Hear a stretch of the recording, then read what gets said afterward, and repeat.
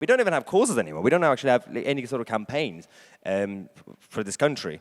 To be fair, because most of the time we don't really have anything to fix from the right. Most of the time it actually ends up being reactionary.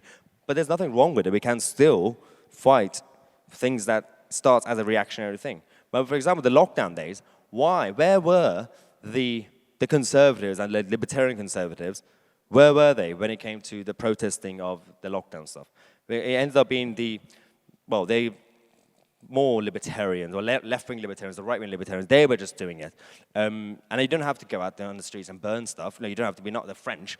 But everybody was too scared. The basic right-wing groups, we don't do anything anymore. And then we just sit there and expect the people to vote for our parties. And well, there's absolutely no point. We need to normalize a number of stuff. We need to actually, it's not just making it sexy or making it cool. It's just making sure that we don't just get called Nazi or fascist. The insults I get is, like someone like me, it's absolutely brilliant.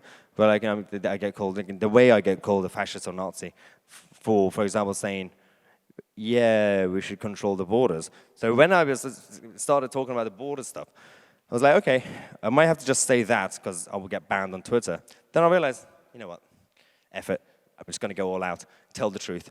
And if they're going to call me a Nazi, they're already doing it anyway. So I told the truth. I said, we actually have to go out there and normalize our arguments. The arguments that come across as extreme, but they're not extreme. But they seem extreme, but on a very, only in a sense that we haven't done it before.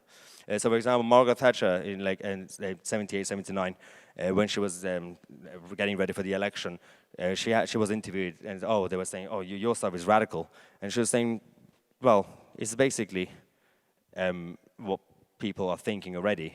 And it only seems radical because we haven't done it. So when it comes to immigration, my argument is we shouldn't just control the borders or reduce the numbers. Go radical. We need to go negative for now. We have to deport so many of the illegals that we have, so many of the criminals, then restart. Then you can actually bring in some people in a controlled way. People want to just bring down the numbers and control the borders. And but what about all the ones who are here?